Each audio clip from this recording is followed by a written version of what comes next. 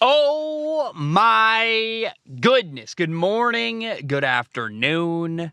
Whatever it is for you, I hope you're having a fantastic day.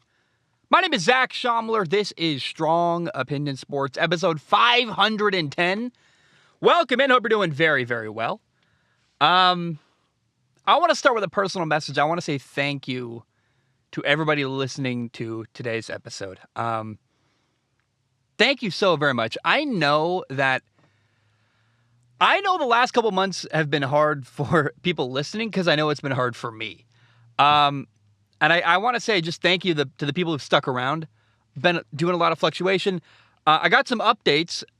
I have a date now that I'm picking up the canopy. So soon, canopy will be behind me. The road trip that had been postponed multiple months because of a manufacturing delay. Finally, that delay is coming to an end. I'm going to start the road trip and drive across the country and make podcasts. It's going to be awesome. I cannot wait. Number two, man, I'm done working at the restaurant. Today is my first weekend of the entire football season where I get to watch football live. I'm not going to be working at a restaurant with a TV in the corner trying to see what's happening in the game. And then I get off work at like 9 o'clock and then go try to catch up on all the games that night. No. I get to watch football live today, and that's something I never knew I never fully appreciated that part of my job until now that I didn't. How do I put this? Working at the restaurant where I couldn't watch football live because I was working made me really appreciate it now. So, man, I'm so grateful. This is the first time in like 2 months that I finally feel caught up and ready to go. I slept 8 hours last night. I woke up early. Here we are recording the podcast. There's one segment today that I recorded yesterday. It's going to be kind of weird. I'll splice it in, do the best I can. I went to the Mariners game on Wednesday. My first ever baseball game. I grew up a Mariners fan, never went, became bitter, walked away. I watched them. My first ever time going to a Mariners game, I watched them win with a walk-off at-bat in the bottom of the ninth. Last game of the year at home. I watched them win their first playoff game in 21 years. Yesterday, Luis Castillo dominated. It's exciting. I've been saying GOMS all day, which go M's, but I put it together. GOMS, GOMS, GOMS. I just want to say life is good. I'm really happy. And today's episode basically exists for the sole purpose of talking about the Peyton Manning Bowl, we will call it. The game between Peyton Manning's two former teams that he both won Super Bowls with, Indy and Denver. What a horrific Frankenstein disaster of a football game. Let's talk about it. On Thursday Night Football, we had a truly horrible game.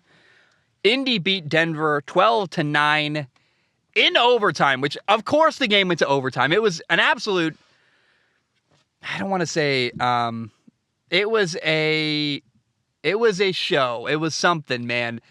Maybe the game of the decade, but not the best game of the decade. Maybe the worst game of the decade. 12 punts, 7 field goals, no touchdowns. It was so bad. And you know it's bad when the broadcasters doing the game, people like Al Michaels, who are incredibly professional, are dogging on the game and making fun of it as it happens. You almost never see that. You see like people, Troy Aikman and Joe Buck might do that occasionally. They're a little bit more cavalier. Al Michaels is a pro's pro. There was a moment where, and best moment of the game, he tries to like kind of salvage the vibe of the game. He goes, sometimes a game can be so bad, it's good. You know what I'm talking about? He says that to Kirk Herbstreit. Kirk Herbstreit goes, no, this is an awful football game. And I love it, man. It was truly terrible. I don't know, man. The only way to really cover this game, in my opinion, is to start by talking about Indy. We'll go through what happened with the Colts. Then we'll talk about Denver. I have a lot to say about Denver. I think Denver, they lost this game, and I would say Denver lost this game more than Indy won this game. So let's talk about it. Somehow the Colts won on Thursday night. I'm not really sure how to put this. I mean, I couldn't believe they won. I remember watching them before halftime. Matt Ryan has the ball. First and 10 on the 15-yard line. Gets sacked 2 plays in a row. It's 3rd and 38. And I'm like, this team is hopeless. There's no way they're going to win this football game. And lo and behold, they tied the game at the end of the 4th quarter. They sent the game to overtime. Won in overtime. And it's pretty clear Matt Ryan, the Colts' new quarterback, is not going to be able to save them. This past offseason, Indy got rid of their quarterback, Carson Wentz. They said, the quarterback isn't working. We're going to move on. They brought in Matt Ryan. The expectation was Matt Ryan is going to solve the problem of the Colts. I've been saying this for weeks now. Clearly, that's not true. Matt Ryan isn't playing great. He's got 5 touchdown passes, 7 interceptions, a ton of fumbles this year.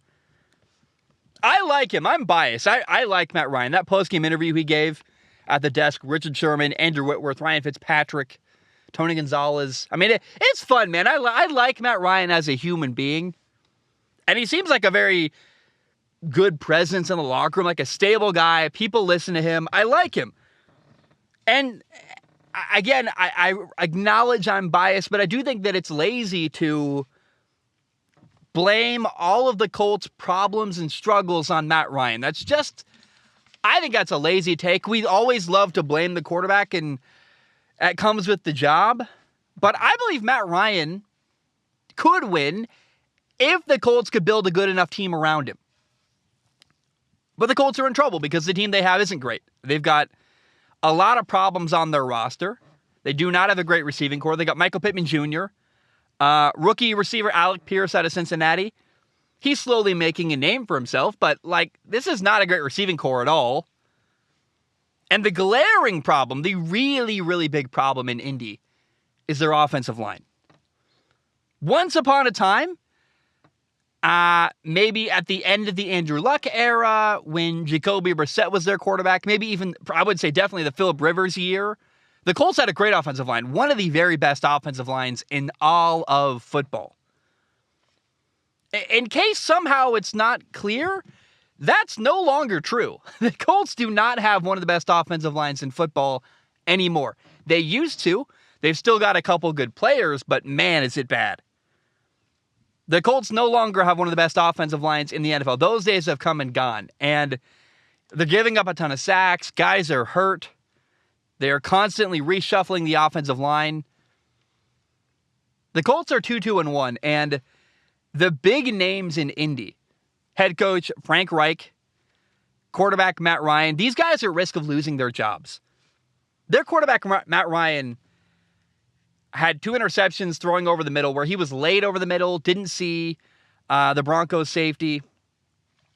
And I thought they were problematic. And so the rest of the year for Matt Ryan is all about convincing the Colts why they should keep him next year.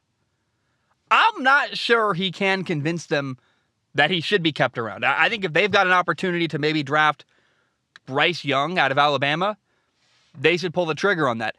But I think that's about it. I mean, it's so hard to make an argument that they should bring in another quarterback for the 5th year in a row. You can't have a new quarterback every year of your franchise. It's not going to work. And Matt Ryan's good enough to win. You got to build a good team around him. So if you're not in striking distance of Bryce Young, I would not draft a quarterback. I think you got to double down and keep building your football team. Build a team that can win around Matt Ryan. Will Levis is the guy everyone's talking about after Bryce Young. Will Levis is so good. I'm like, oh man, Will Levis. I've watched Will Levis at Kentucky this year. He's had moments. Florida, not a great game. Ole Miss, not impressive. He had an opportunity at the end of the game to win against Ole Miss. He didn't deliver. And I'm like, that's the guy you want? Okay. I don't know that Will Levis is really an upgrade over Matt Ryan. He's younger, but you got to build the team around your quarterback. And replacing the quarterback every year is not a viable option for the Colts. So I'm really curious how the rest of the year goes for Matt Ryan. I'm rooting for Matt Ryan. I want to see Matt Ryan prove his worth and make it worthwhile and make Colts fans believe he should be their guy next year. I want to see the fan base convinced, yeah, this is our guy. Right now, they're not sold. And I can't blame them because Thursday night was ugly. But I'm really rooting for Matt Ryan to show to them, to me, to the football world, why he deserves to be the quarterback next year in Indy. Again, though, I got to repeat this. The Colts' offensive line is a disaster. Matt Ryan got sacked 6 times on Thursday. They had a rookie at left tackle. And again, I want to repeat this. That moment before halftime, it was 1st and 10 on the 15-yard line, and Kirk Herbstreit was talking about how, are the Colts, they're down 6-0. Are they about to take the lead right now and score a touchdown? That was the vibe. Oh my gosh, this team is in striking distance of a touchdown. Then Matt Ryan got sacked 2 plays in a row. It led to 3rd and 38. Horrible offensive line play. That's the biggest problem in Indy. The receiving core, Michael Pittman Jr., Alec Pierce getting better. That offensive line isn't going to win you any games. I don't care who your quarterback is. We saw on Thursday was awful. The offensive line is the number one problem in Indy right now. Now, the Colts defense deserves a lot of credit. They made some good plays, man. A big part of why they won was their defense. And a couple plays that stand out. Kenny Moore made a great play in coverage where Denver threw the ball to Andrew Beck down the seam. It was a good throw, but Kenny Moore got his hand in there, knocked the ball out. What a great play. Great coverage by Kenny Moore. And then Stephon Gilmore. Oh my gosh, he made 2 really big plays at the end of the game. He picked off Russell Wilson in the end zone at the end of the 4th quarter on 3rd and 4. Without that interception, the Colts don't tie the game up again. I mean, the Colts don't make it a 9-9 game at forced overtime. Stephon Gilmore basically made the plays to win the game for the Colts. 4th and 1, he knocked the ball away at the end of the game in the end zone again, this time in overtime. Again, those 2 plays Stephon Gilmore made. Interception in the end zone and a broken up pass breakup in the end zone. Indy would not have won without those 2 plays. Stephon Gilmore, former Defensive Player of the Year, looked like it on Thursday. So we talked about Indy. Offensive line is a problem. The defense is playing pretty good. Matt Ryan, we'll see if he can prove his worth the rest of the year. I'm worried that Frank Reich is going to get fired, their head coach. But now let's talk about Denver.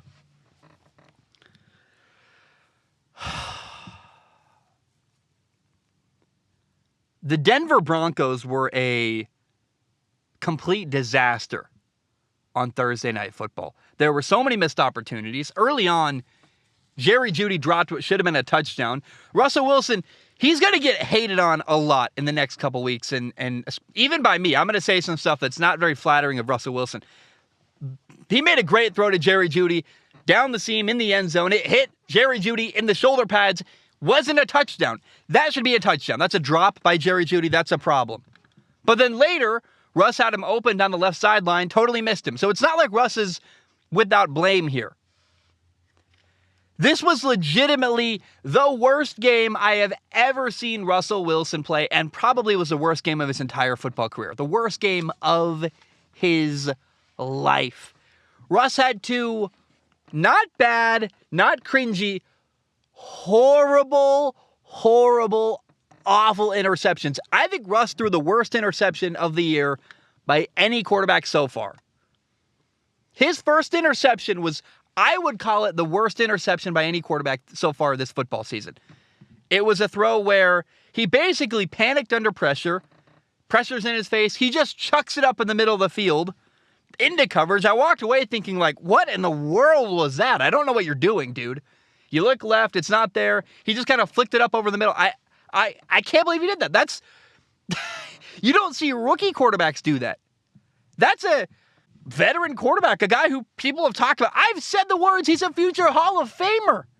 Not with that decision making. Russell Wilson is playing himself out of the Hall of Fame this year. It's really awful. His second interception, I think, wasn't as horrible as a decision. It's pretty hard to top what he did in that first one, to just panic and throw it up for grabs. Like, that can never happen. Especially, he didn't even look at the defense. That first interception, he just chucks it up in the middle of the field. Like, you can't do that. That's stuff Johnny Manziel used to do. But his second interception came 3rd and 4, 2 minutes and 13 seconds of ball on the 13-yard line. You're up. You're leading the game 9-6. And Russell Wilson got picked off in the end zone. He was late. He threw the ball behind his receiver. That's a great play by Stephon Gilmore, making him pay. I mean, that's a good defender in football. It's hard to play corner in the NFL. But if the quarterback is ever wrong, late, or slightly inaccurate, you got to make him pay. And that's what a good corner does, because you can't beat a perfect throw. But the margin for error is really low in the NFL, and if they miss that margin, you got to make them pay. Stephon Gilmore made Russell Wilson pay 3rd and 4, end of the game, in the end zone. But that second interception gave Indy the ball back with 2 minutes left to go. And it was a baffling play call. I don't know what you're doing. You're up 9-6, 2 minutes left in the game. Ball on the 13-yard line. Run the football. Run the clock out. Kick a field goal. You're up 12-6. You probably win. I cannot believe they threw the ball on 3rd and 4 on the 13-yard line. It's so simple, and yet Denver didn't do it. I don't know what to make of that.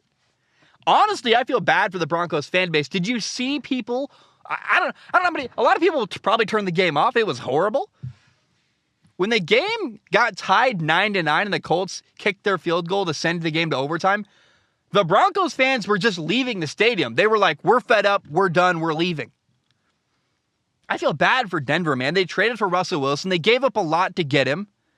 And then before the year even started, Denver gave him a 5-year, $245 million contract. So you trade a bunch to get him. You paid him a ton of money. And now Russ is playing horrible football. Like truly just atrocious, awful, bad football. It's baffling. It's wild to me. You know who's loving it though? Seattle Seahawks fans. I was just in Seattle on Wednesday. Oh my goodness. I talked to people. I was in the beer garden in T-Mobile Park where the Mariners play, listening to people talk about how excited they are to see their traitorous quarterback, Russell Wilson, leave and do terrible. Russ wanted out. Things are going to be better. The grass is greener over there. Goes to Denver. He is stinking it up. He's playing horrible. You know what the Broncos need? They need Geno Smith to rescue them. He's playing better than Russell Wilson right now. It's also worth noting Russell Wilson only ran the ball 4 times for 22 yards. Someone's got to tell that guy to run the football. Run it for yards. Slide, protect yourself, don't take hits, absolutely. But it makes no sense that Russell Wilson isn't using one of the best skill sets he has, which is using his legs and running the football. It's like he's trying to be something he's not. He's a good quarterback throwing the football, but part of his game is his ability to run. He's not doing it. I don't know what's going on there. It's very weird to me. And I don't know why. Who is in his ear that's not encouraging him, hey, bro, you should run the football more. Go get yards. Make the defense have to defend you with your legs. One of those voices that's in his ear is Nathaniel Hackett, the Broncos head coach. He seems like a nice man. I feel bad for him. Although he's getting paid, I don't know. He's clearly in over his head. He's a guy that the Peter principle is that people get promoted until they fail. I don't know that Nathaniel Hackett should have been any more than an offensive coordinator. He's never been a head coach before, and boy, does it show. It's bad in Denver. Denver looks really, really unprepared, frankly. There was one play where Russ had his tight end, Eric Tomlinson, open down the seam. Tomlinson gets a free release, meaning no one jams at the line of scrimmage. He's running free, no one open. All he's got to do is turn his head to the quarterback, get your eyes around, catch the football. He's wide open. Doesn't do it. He hasn't been coached that, hey, if you get a free release, turn your head to the quarterback, catch the football. Russ throws him the ball. Looks like a bad throw. That's on the tight end. The tight end's got to get his head around. You get a free release. You're wide open. Catch the football, dude. What are you doing? He didn't expect the football. That's, I think, bad coaching. Oh, man. All around, Denver looked unprepared. They ran the wrong routes. There was a moment where Russ tried to audible. It got missed. He threw the ball deep. The receiver didn't go deep. Guys aren't looking for the football. Denver looks like a team that doesn't know their own offense. And again, that's on the coaching staff. That's a coach not translating the offense well enough and teaching it well enough to their players. They're unprepared. They've got plays in that the team doesn't know. How does that happen? That's not a problem on any other NFL team. That's on the coaching staff, and that's mostly on the head coach, Nathaniel Hackett, a guy who was last year the Green Bay Packers offensive coordinator. He's an offensive coach, and his offense looks absolutely atrocious. Nathaniel Hackett, in every single game this year that I've watched with Denver, has had a moment where it's just painful to watch, and you're like, what are you doing? What's happening here? How is this possible? The moment in this game was that 3rd and 4, end of the game, 2 minutes and 13 seconds left on the 13-yard line, and they throw the football for some reason. I'll never understand that one. Again, Broncos fans, they were leaving the game as the game went to overtime. They didn't even want to watch. They were done. They're like, we're fed up, we're leaving. They could not believe their team let Indy back into the game. And that leads me to the 4th and 1. We got to talk about that 4th and 1. The game came down to this. It's overtime. Denver's down 3 points. They have to score. They've got the ball 4th and 1 on their own 5-yard line. What does the defense do? They played man coverage. On the right side of the field, Denver ran a rub concept, meaning one defender runs vertical, they run a slant underneath it, the defenders run into each other, basically. The slant comes wide open underneath, and what is Russell Wilson doing? Looking the other direction. On the right side of the field, you got KJ Hamler wide open on a slant. It's a rub concept. Pre-snap, you go, hey, if we get man coverage, that's my matchup I want. And he's looking to the other side of the field. It's a quarterback who looks like he doesn't know the offense very well. That's a terrible, terrible sentence. Your $245 million quarterback. Right, wrong, or indifferent, it looks like he doesn't know the offense very well. That can't happen. KJ Hamler is like slamming his helmet. He's really pissed off, and I don't blame him at all. Justified. What a miss. You can't do that. Again, Denver looks like a team that doesn't know their own offense, and that's on the coaching staff. That's on Nathaniel Hackett. Denver has the worst red zone offense in the league. And we were lucky. The game was awful to watch, but we got one gift as an audience. Richard Sherman, a former Seattle Seahawks teammate of Russell Wilson, was in Denver at the game working as a broadcaster. A guy who lost a Super Bowl with Russell Wilson and is bitter about it. He's angry. Remember when Russell Wilson threw an interception on the goal line to Malcolm Butler? Richard Sherman is still bitter about that, and hearing Richard Sherman talk about Russell Wilson is must-watch TV. You have to track that down.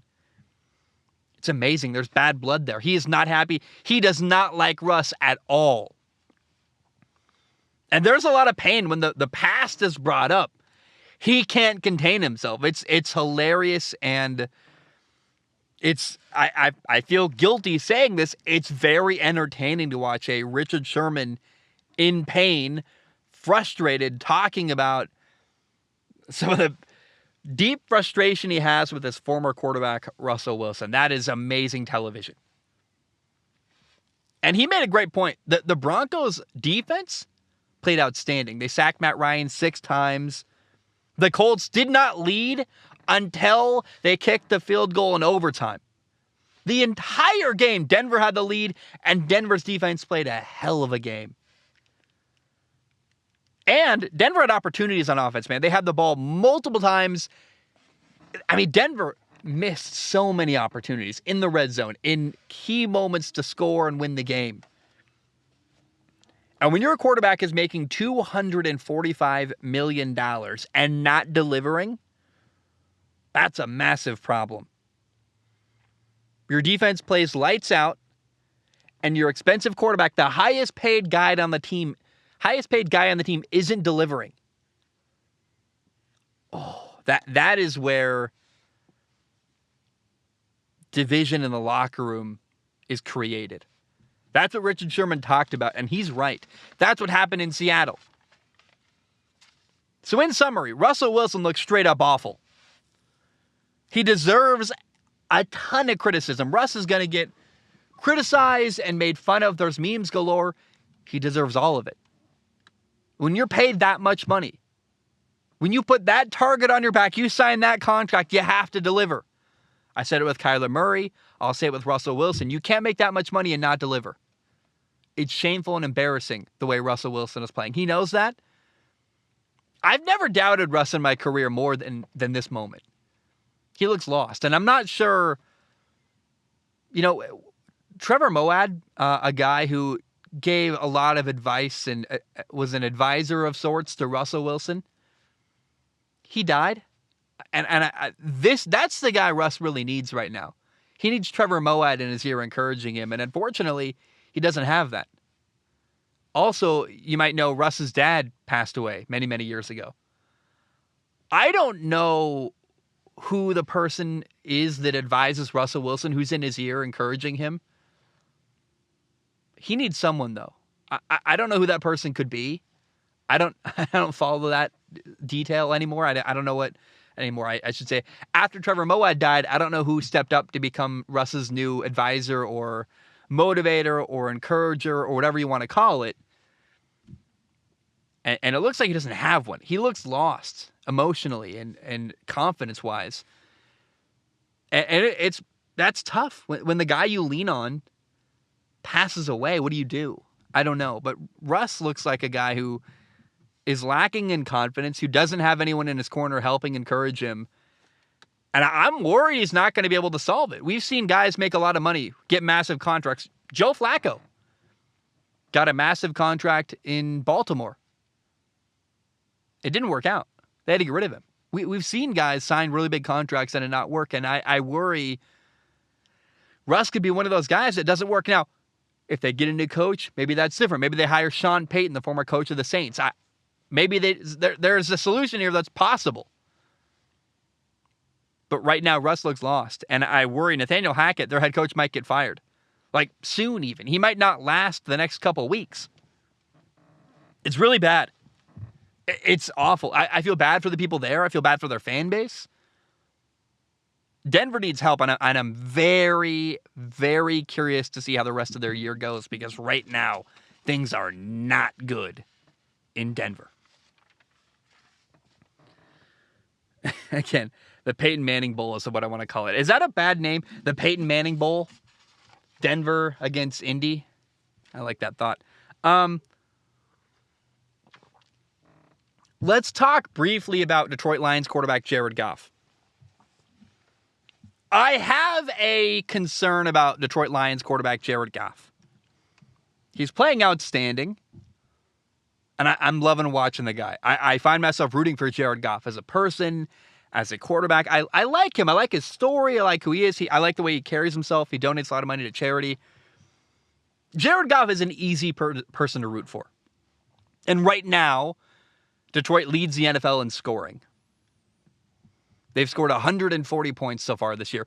Unfortunately, their defense has given up 141. They are first in scoring and also first in points allowed. They're 1-3, and they're losing games, and it's not Jared Goff's fault. Jared Goff, their quarterback's playing outstanding, lights out. And I just hope that Jared Goff stays disciplined, because it's really easy when you're losing to start pressing and taking extra chances and start forcing throws. He's got to just do his job. Do your job and let the defense do theirs. Again, the most points scored in the NFL is Detroit, but also the most points allowed, also Detroit. That's a problem. Your defense is letting you down significantly.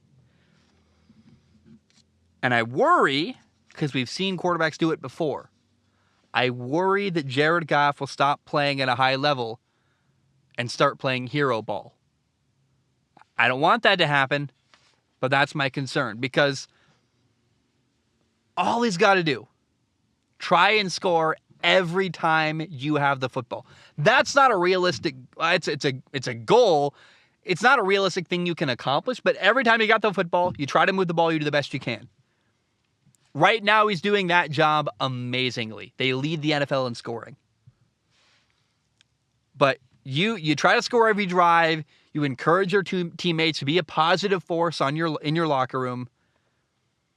That's all you can do. I really hope Jared Goff doesn't let losing games impact his decision-making, because so far it's been outstanding.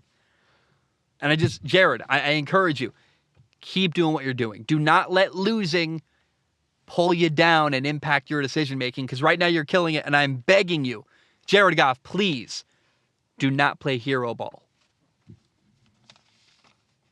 All right. Let's talk about NFL Week 5.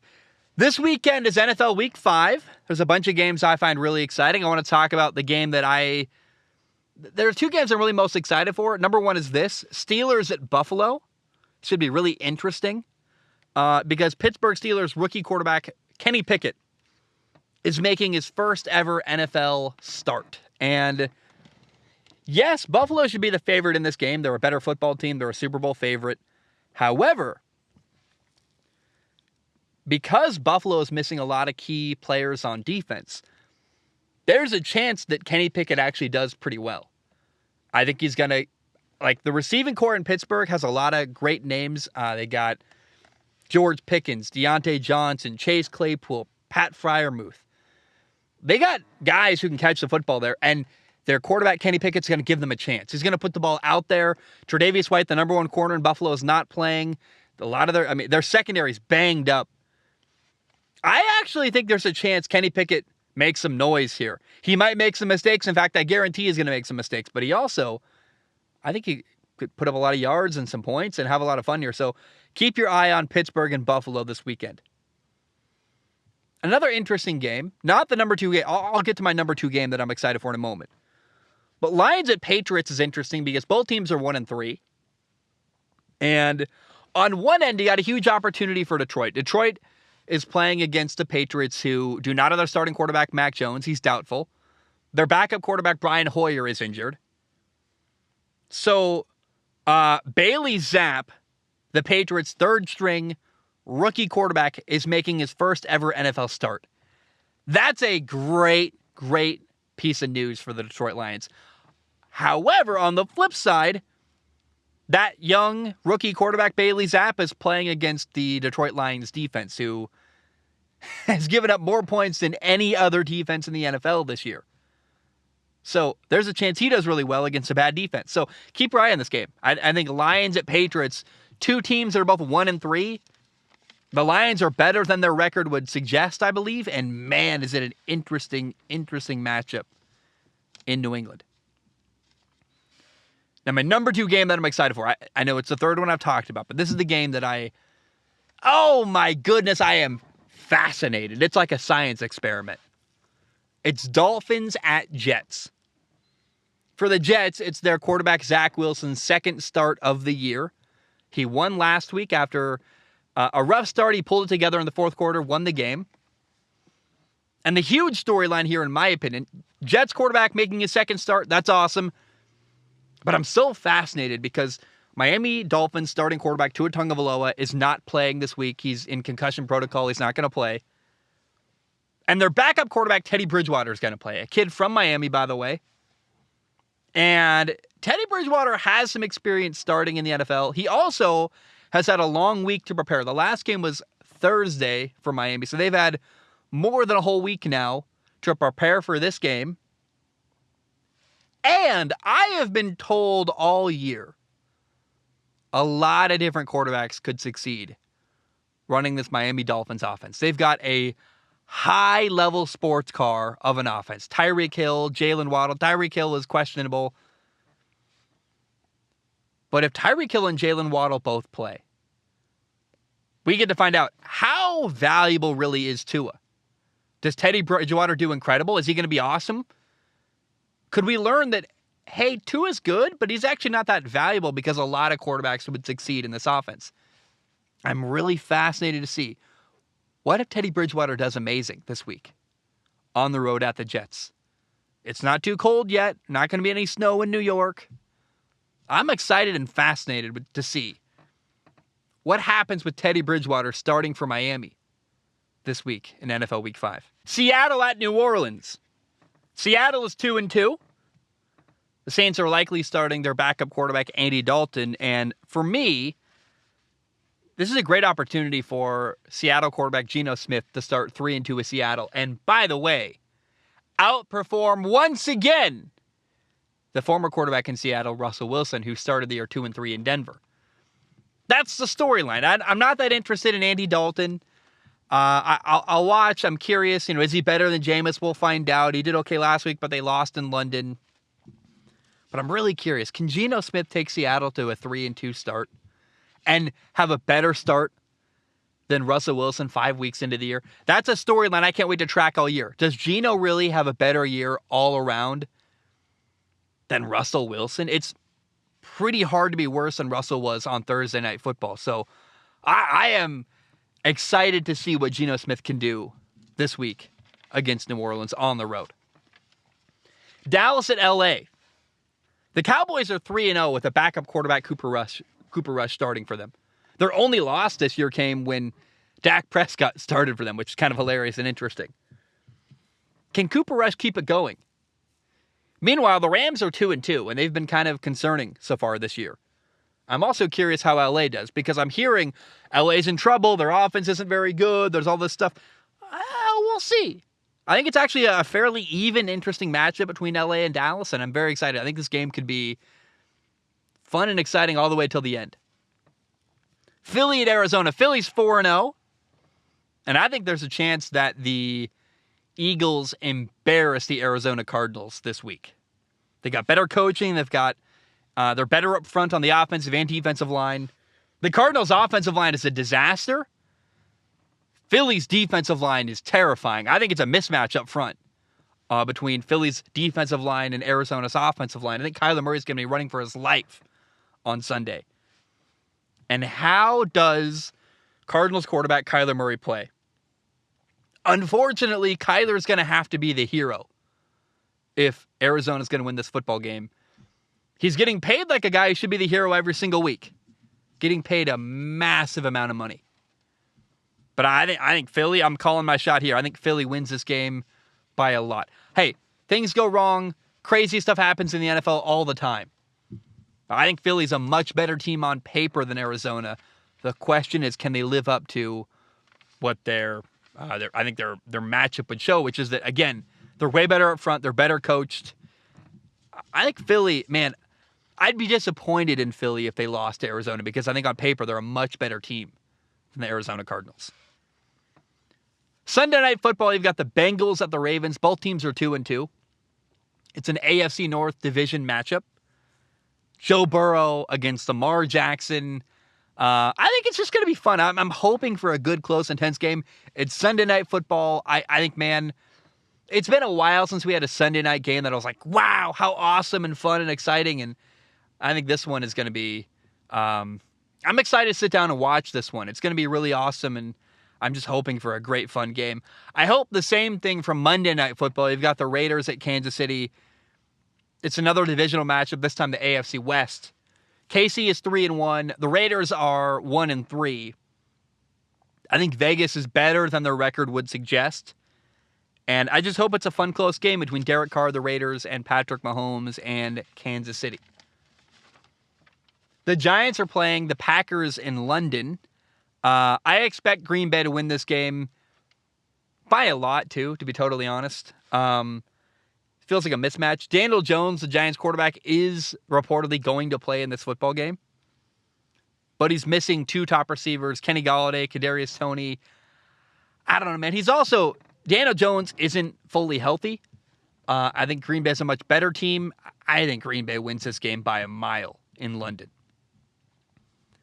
The LA Chargers at Cleveland. It's a big game. Both teams are 2-2.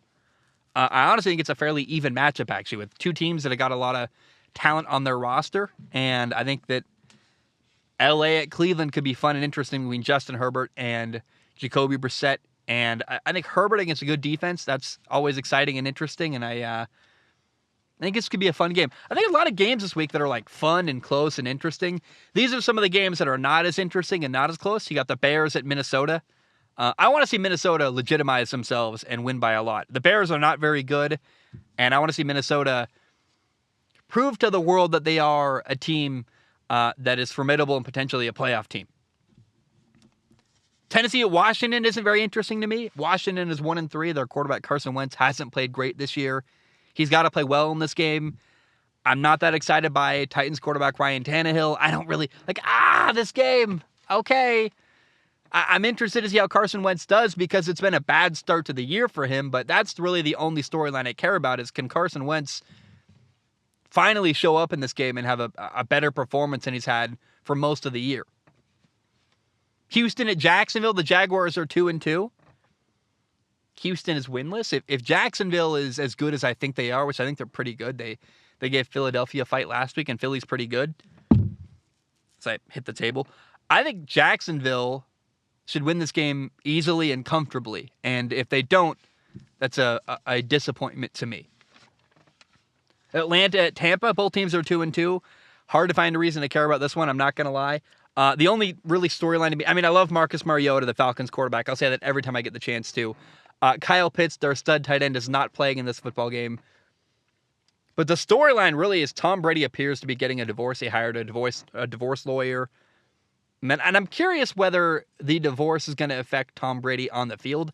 I would actually imagine, if anything, it makes Tom Brady better because he's the kind of guy that I would think when life gets rough, he dives into work fully head on. And I think football's kind of an escape for him. So I think it's very possible Tom Brady dominates Atlanta this week, actually. Given the news, given what's going on in his personal life, I think he might actually play better because Tom Brady has that effect. And I think when he's struggling, he dives farther into his work. He's one of those people, and he's kind of a workaholic. So I think Tom Brady could have a great weekend this week at home against Atlanta. Finally, the 49ers at Carolina.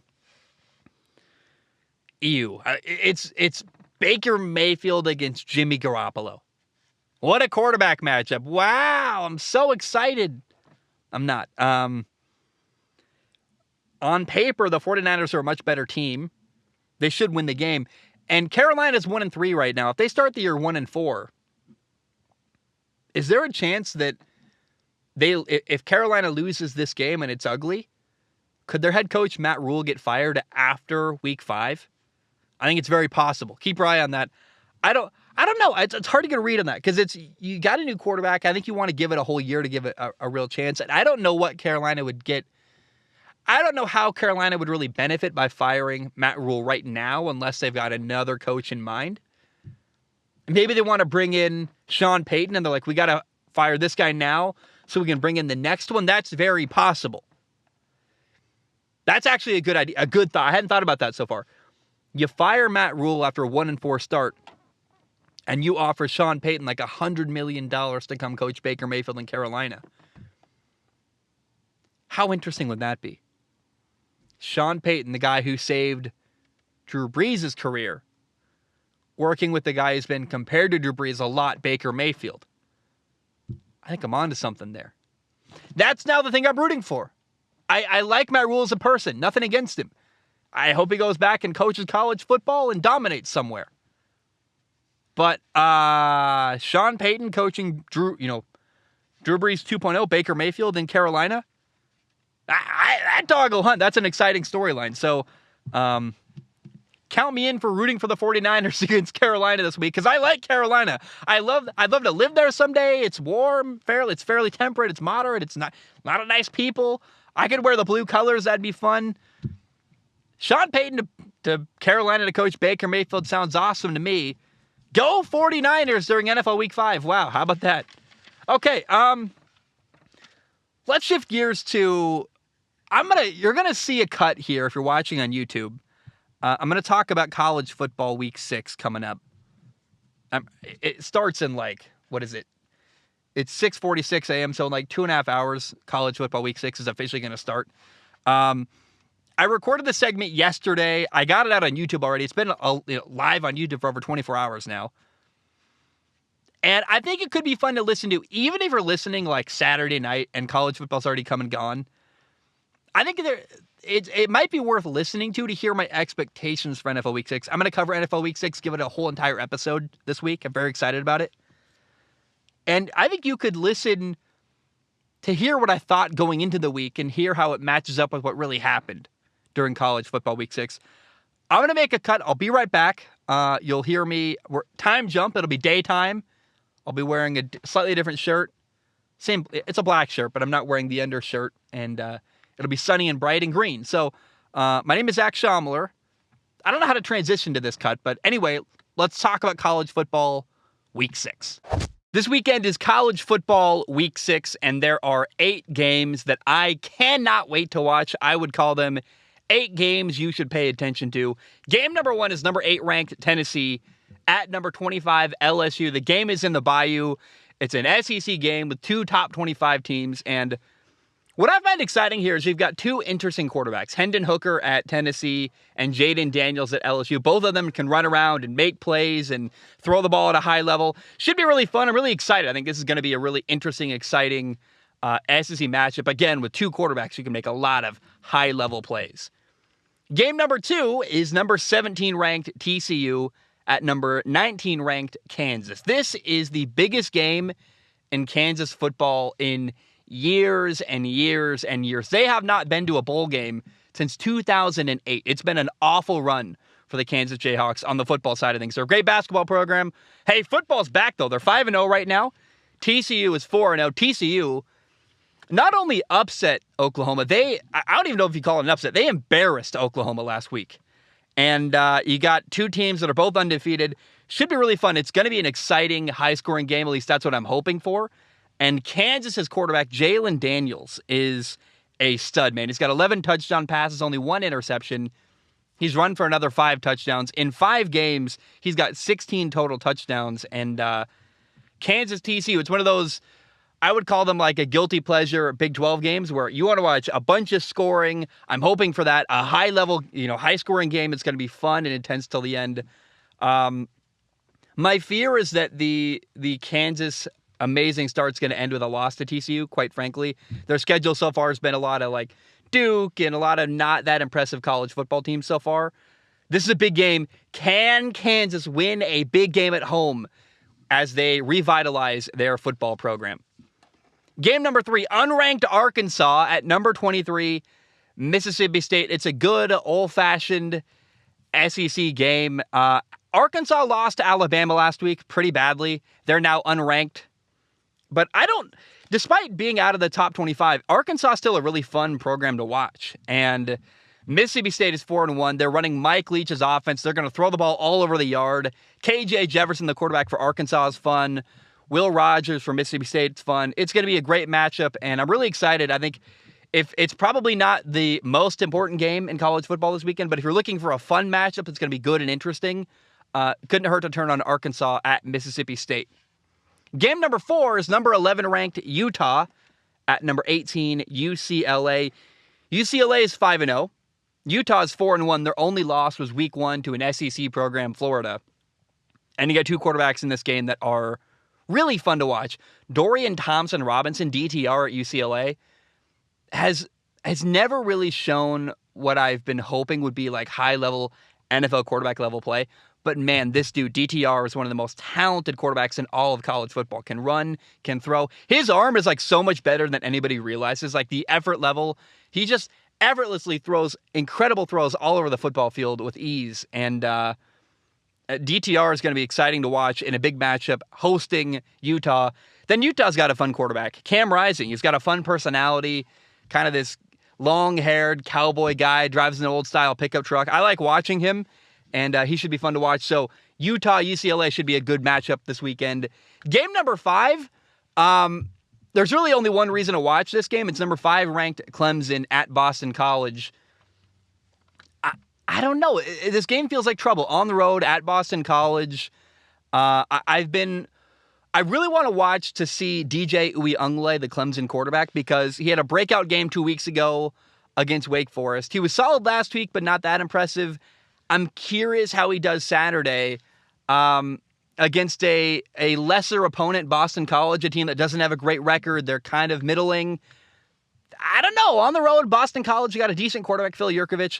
I'm just curious, is this a trap for Clemson where you kind of fall asleep at the wheel and play a bad game against a really good football team? Or not a great football team, but I guess my fear is that Clemson could play down to the level of their opponent, and this could be kind of a trap for Clemson.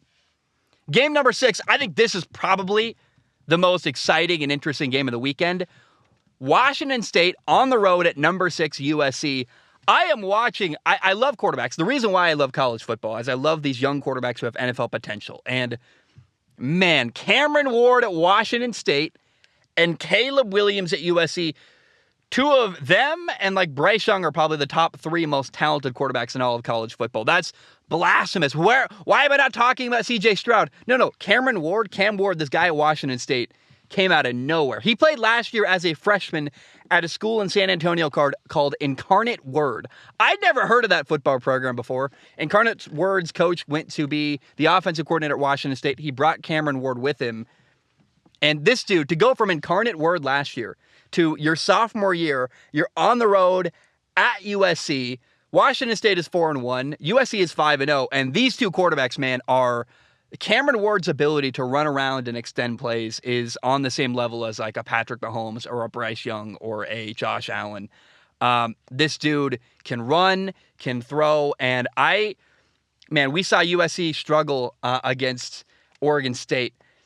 I think Washington State is better than Oregon State, and their quarterback can make plays. All I want from this game, I want Washington State to challenge USC, and I want a game that's high scoring and fun and exciting in the fourth quarter. I think we're going to get that. But you're watching to see, can Cameron Ward challenge USC? He came out of nowhere. He's this incredibly talented quarterback, and I cannot wait to see what happens.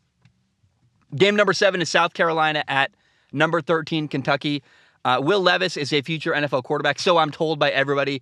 Now, he played not great last week against Ole Miss. He had a good game, but he had a moment at the end where he had an opportunity to win the game in the final minute. Didn't make it happen. He also wasn't great against Florida, so I'm interested to watch and evaluate Will Levis against South Carolina. And then South Carolina quarterback Spencer Rattler has 4 touchdown passes and 7 interceptions. He at one point was viewed as a top 10 pick in the NFL. Now he's fallen. But he has a lot of talent. He's still learning. He's young. He's growing as a quarterback, and I'm excited to watch Spencer Rattler on the road against a good team like Kentucky. And then game number 8, if you don't know about this game, let's say this, if you know about this game, then you know which one I haven't mentioned yet. But if you don't know, the game is Texas A&M at number 1 Alabama. Alabama moved up in the rankings. They're now the number 1 team. And the question is, will Alabama quarterback Bryce Young play in this football game? I have said Bryce Young is my favorite quarterback to watch in all of football. NFL, college, it doesn't matter. I'd rather watch him than Patrick Mahomes. I am so much enjoying watching Bryce Young play football this year. He sprained his AC joint in his shoulder. He may or may not play. It's a game-time decision. And it's a big deal because there's drama from this offseason where Bama head coach Nick Saban gave a quote saying that every player was bought in Texas A&M's number 1 recruiting class this offseason. So there's bad blood here. There's drama. A&M has a reason to be angry and furious and want to beat Alabama. Bama, they're undefeated. A&M is 2-1 since switching quarterbacks to Max Johnson. I give A&M a real legitimate chance here. But remember, Alabama, I would say, blew out Arkansas. They were up 28-7 last week with a backup quarterback after Bryce Young got hurt. They won with Jalen Milroe, a guy I'd never heard of out of Texas. So Alabama is still capable of winning even without Bryce Young. Should be a fun, exciting game. And I think that if you're Alabama and you lose this football game, but you don't have Bryce Young playing, I think at the end of the year, they're still going to be able to make it into the top 4 teams that go to the college football playoff because the committee will say, well, remember that one game they lost when they lost to A&M, they didn't have Bryce Young. So just a lot of implications here, a lot of bad blood, and will Bryce Young play? I have no idea. I am very excited to find out. It's going to be an amazing weekend of college football. I cannot wait. TCU at Kansas. The biggest game in Kansas in years. They're 5-0. They haven't made a bowl game since 2008. Now they're playing undefeated TCU at home with a chance to win, and their quarterback is so much fun. The A&M Bama game is going to be awesome. It's at Alabama. They're the number 1 team in the nation. Their starting quarterback may not play against a rival that hates them. And then, man, the thing to pay attention to, the best quarterback matchup this weekend, Cameron Ward on the road at USC against Caleb Williams. 2 future NFL quarterbacks, in my opinion, and maybe 2 guys who could be franchise quarterbacks. Cameron Ward burst onto the scene. He's very impressive. He's really good. Pay attention to this game. Cameron Ward against USC. Caleb Williams, Cameron Ward, best quarterback matchup of the weekend, and I am hoping for a lot of fun games. I'll be bummed. If TCU Kansas is a blowout, I'll be really sad. If A&M Bama's a blowout, I'll be sad. If USC blows out Washington State, I'm going to be disappointed. But at the very least, you're going to lean on games like, I think Tennessee LSU is going to be fun. Arkansas against Mississippi State is going to be interesting. Utah, UCLA, that's probably going to be a fun game. So even if the games that have the best storylines aren't as close and compelling, there are games to fall back on that are going to be fun and interesting. And I'm just telling you, Week 6 in college football is a massive weekend. It's going to be fun. It's going to be exciting. And this is what I've been waiting for all year. It's one of these weeks where jam-packed full of fun storylines, great matchups, a lot of drama. It's going to be an outstanding weekend in college football. All right. Well, I hope you enjoyed that segment. Listen to this, guys. Can you hear this? I don't know how to fix this problem. If anyone knows how to get the squeaking out of my seat of my truck, that would be awesome. I can't figure it out. If anyone knows how to get that squeak sound to stop, here. Anyone know? Anyone know how to do that? I have no idea. I don't even know if you can hear it unless I put the microphone right by it, but I hear it pretty loud. It's really frustrating to me personally. So if anyone has any idea, let me know. Guys, I love you. I appreciate you. Thank you very much for tuning in. I'm excited to watch football this week. For the first time all year, I don't have another job to work at. The canopy's coming. We got 3 weeks till I pick up the canopy. It's actually here. I just can't. I had to schedule an install date, and they were backed up. So the canopy has arrived. It's coming. Last week of October, I'm going to install it and then drive off into the sunset and record podcasts remotely. It's going to be awesome. So I love you. I appreciate you. I hope you have a great day. And bam, we are